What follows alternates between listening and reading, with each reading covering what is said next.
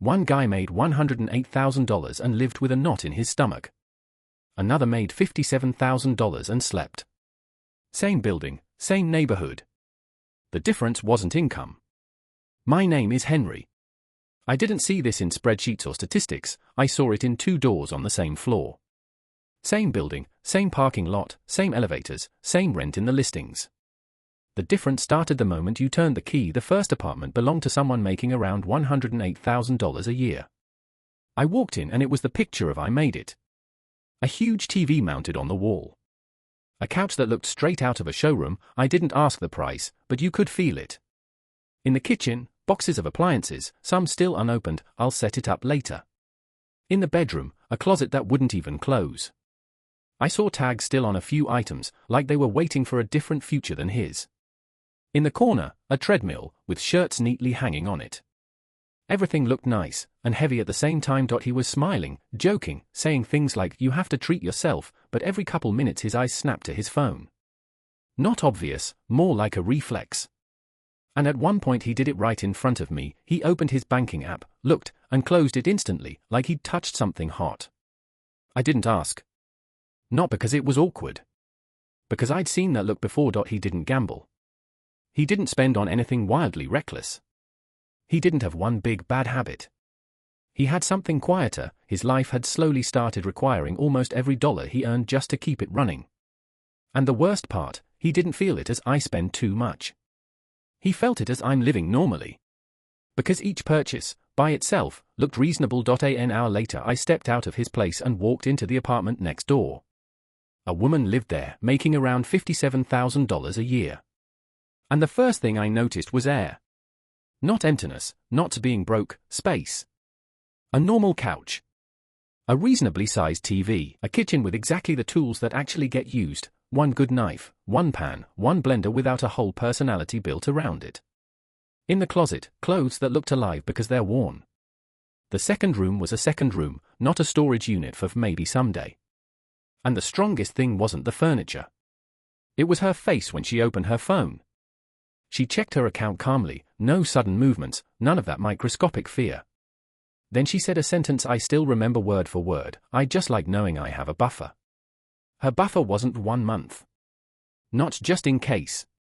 She had about 18 months of expenses saved, and one rule she didn't debate: 20% of every paycheck went into investments automatically. Not if there's anything left, but immediately. And we were sitting in the same building, in the same neighborhood, with the same weather outside, and the person earning almost half as much felt 10 times more secure. It's easy to say, well, she's just disciplined. But that doesn't explain the real thing. I've seen disciplined people still drowning. I've seen high earners who look perfect on paper but live with constant noise in their head: if anything happens, I'm done. And I've seen the opposite. This isn't a story about how much you make. It's a story about the relationship between stuff and money that most people never calculate. Because it doesn't scream. It drips. There's one principle that flipped the way I look at every purchase. It sounds too simple to be dangerous. Everything you own costs money twice. The first time is obvious, when you buy it. The second time is when you keep owning it. And that second bill is often bigger than the first, because it doesn't show up as one receipt.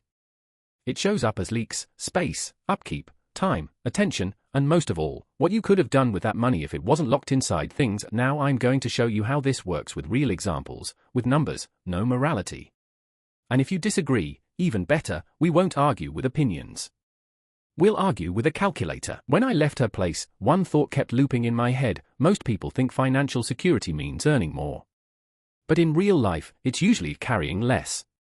I got home and did something that sounds boring, but works like an X-ray. I wrote a list of what I own, and next to it, a second list that almost nobody writes: not how much it costs to buy, but how much it costs to own, because buying is just the entry ticket. The real money goes later: space, upkeep, stress, time, attention. And the worst part is it happens quietly, no one big bill. You're just a little poorer each month than you could have been. Let me explain with one painfully everyday example. I had a treadmill in the corner. Not because I'm some fitness addict. Because at one point I was sure, this time I'll actually stick to it. It cost $1,200. On paper, that's one purchase. In your head it's health, motivation, investing in myself. Then life did what life does, and the treadmill turned into a shirt rack. And that's where the second bill starts. It takes up space. And space isn't air. Space is square footage you're paying for, rent or a mortgage, whether you think about it that way or not. I did a rough estimate, with enough clearance around it, that treadmill took about 20 square feet. If your rent is, say, $2,000 for 800 square feet, that's $2.50 per square foot per month. 20 square feet is $50 a month, just to store something you barely use. $50 a month sounds tolerable. But multiply it out, $600 a year. 2 years, $1,200. My treadmill paid for itself a second time just by standing there, and that's not even counting electricity, maintenance, or the fact that at some point you rearrange your furniture because, well, it's there. From that moment, it was obvious why the guy making $108,000 earned more but felt less. He didn't have one expensive thing. He had an ecosystem of things, and every piece demanded space, attention, and money. Then I took the next step, and it was even more uncomfortable. I looked at 10 of my most normal purchases from the last 2 years and asked myself honestly, if this item disappeared today, would I buy it again? Not it sucks that I spent the money. Not it's technically useful. A cold question, would I hand over money for this again? And that's when my answers got weird. I wouldn't repurchase half of it. Not because those things were bad, but because they weren't bought for use. They were bought for a feeling, I'm an adult, I'm improving, I can afford it, I'm solving a problem. And then the feeling faded, but the item stayed. And it stayed with the second bill. I walked through my apartment like I was renting it again and could only bring in what genuinely makes life better. And the farther I went, the clearer it got. People don't drown in coffee. People drown in extra ownership that feels harmless because each purchase looks small compared to a paycheck. Now here's the moment that really hit me. Remember the woman making $57,000? She wasn't an ascetic. She had nice things. But every item had a job. And there were no things bought just in case, for later, or because I felt like it. She told me one sentence that I brushed off at first, then realized it was a formula. I only buy what I'm willing to maintain. And by maintain, she didn't mean cleaning. She meant everything: space, time, money, attention. If you recognize yourself right now, not in the sense of my place is messy, but in the sense of I have a lot, and I feel very little, calm, hit like. Not out of politeness. Just so I know this lands, and I keep breaking this down with numbers, not motivation. Next it gets even simpler, and even more brutal. I'll show you how to calculate the second cost of any purchase in 30 seconds, and why it kills impulse spending better than willpower ever will. After that treadmill, I realized something. It's not even about the things themselves. It's about the way we buy them, as if ownership is free. And before I keep going, if this hits home, especially how big obligations quietly eat your budget, check my profile. I already have a video on how a mortgage can quietly kill your freedom, and why a house that feeds on you stops being an asset. If you subscribe, you won't lose that connection. It fits this perfectly, okay? I promised a 30-second formula. Here it is, no philosophy. I call it the honest price. You take any purchase and calculate cost per use, not how much it costs, but how much it costs every single time I actually use it. Simple example. Say a jacket costs $240. If you wear it 12 times in a season, that's $20 per wear. That's not expensive or cheap. It's just honest. And once you see $20 each time, your brain suddenly starts thinking like an adult. Would I pay $20 every time just to wear this jacket? If yes, fine. If not, you just killed an impulse purchase. Now here's what usually breaks people's self-deception. Things that feel cheap can be the most expensive per use. I found a kitchen gadget I bought for $180. Nice looking, trendy, purchase because this will be convenient. Over a year, I used it twice. That's $90 per use. And that's not even counting the fact that it took up space in a cabinet and annoyed me every time I went looking for an actual pan. And this is where the second layer kicks in, something almost nobody sees. Things pull other things with them. I call it the lifestyle multiplier. You don't buy an object. You buy a small ecosystem. Buy a boat, you need a trailer, storage, maintenance, insurance, registration, gear. Buy a home gym, you need mats, racks, storage, sometimes even room upgrades so it looks right. Buy a big TV, and suddenly you need a bigger couch, a media stand, subscriptions, speakers, cables, something that matches. And this is the point where a lot of people think, so what? I earn good money. And that's exactly how the guy making $108,000 ended up living in this weird reality where everything feels fine, and at the same time he can't afford to lose his income for even a second. Because his expenses aren't just expenses, they're an infrastructure he has to constantly maintain. Here's the most uncomfortable twist: the most expensive thing in your life is space. Not the item itself, the space it takes. If you rent for $2,200 and you have 900 square feet, that's about $2.44 per square foot per month. 30 square feet used as a storage is $73 a month. 70 square feet is $170. And suddenly that extra room that turns into a junk room becomes a $200 a month subscription, just for the right to keep things you don't even love. That's why the mortgage topic fits perfectly here. People buy more space, then they fill it, then they start working to maintain the space they filled. The house stops being a house and turns into a container for stuff and obligations. And it feels like adult life, when in reality it's just a more expensive version of that same treadmill in the corner. At one point I did something pretty harsh, but incredibly useful. I walked through my place and flagged 10 items that failed 2 tests at the same time. I wouldn't buy them again. Their cost per use was ridiculous in the worst way. And you know what was the strangest part? I felt lighter not because I had less stuff, but because for the first time I could see how much money I was holding inside objects that gave me no calm, no freedom, and no real value. Next, I'll show you how I buy in a way that avoids this ecosystem entirely, not with willpower, but with simple friction that forces your brain to pause. I realized willpower had almost nothing to do with it when I caught myself in one simple truth: I wasn't buying because I needed something, I was buying because buying was too easy. One button. One swipe. Delivered tomorrow. Your brain gets the dopamine right now, and the bill shows up later. And that later is the key. Because most financial mistakes don't happen from bad math, they happen because there's no pause between wanting something and buying it. So I started with the simplest principle: make spending harder and saving easier. Not as motivation. As a system. The first thing I did was remove my saved cards from online stores. Yes, it's annoying.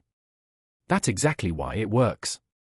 The moment you have to re-enter the numbers, your brain suddenly has time to ask one question: do you actually want this? It's wild how many wants die the second a purchase stops being automatic. Then I deleted the apps where I most often just looked. Because just looking is a lie. It's like saying, I'll just check the fridge. You're not going there for information. You're going there for a feeling. Next, I added a rule that sounds basic but has almost a magical effect: 24 hours for any purchase that doesn't solve a real problem today. Not food. Not medicine. Not something you genuinely need right now. Everything else, 1 day, and you know what happens after a day. 7 times out of 10, you don't even care anymore. The desire wasn't about the object. It was about your mood. I didn't just wait.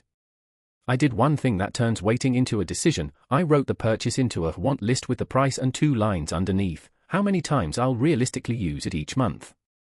What I'm willing to sell or remove to make room for it. That second line hurts. Because it forces you to admit something: space and attention are limited. If you're not willing to give anything up, then you're not really buying an item. You're buying clutter. At the same time I built the other side of the system, so saving happened without heroics. I set up an automatic transfer into investments on payday, not at the end of the month if anything's left, but immediately.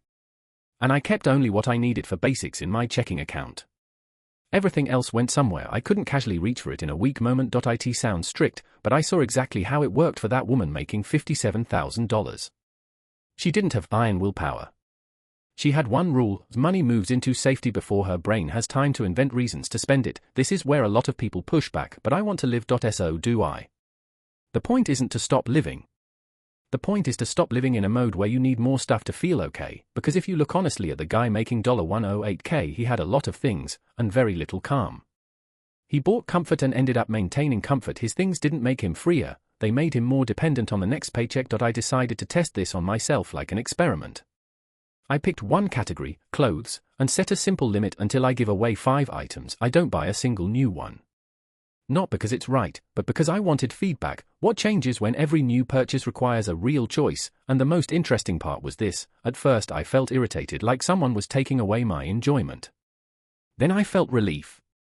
The noise disappeared, the constant feeling of I should upgrade something faded. I stopped being a customer of my own mood. And there's one more hook I'm saving for the next block, because it's the most important one. why people with good incomes keep raising the bar for what feels a normal and never arrive at enough. It isn't about money. It's about having no finish line. I'll show you how I define enough ahead of time and why it's the only way income growth turns into freedom instead of more purchases. I spent a long time thinking about why people with decent incomes still don't feel safe. And almost every time, the answer is the same: they have no definition of enough. They're not poor. They're not stupid. They're just living without a finish line. Income grows, and normal grows with it. A slightly better neighborhood. A slightly bigger apartment. A newer car. More subscriptions. More expensive habits. And the sneakiest part is it doesn't feel like luxury.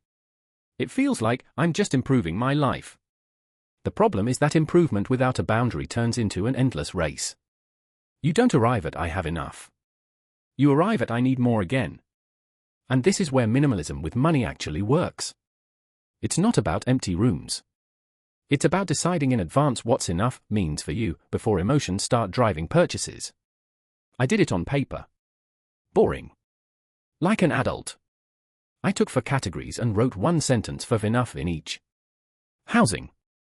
Transportation. Stuffed consumption. Fun or pleasure. For housing, for example, enough for me is a place where I can live and work comfortably, without extra square footage becoming storage. For transportation, enough for me is a reliable car that doesn't make me think about it every day. For stuff, enough for me is what I actually use. I'm not storing a future version of myself. For fun, enough for me is spending on rest and experiences, not treating boredom with purchases. Those sentences look too simple.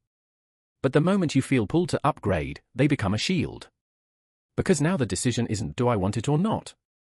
It's does this fit inside my enough, or does it break it? And you know what surprised me? How fast your brain starts justifying going past the line. It's incredibly talented. It's an investment.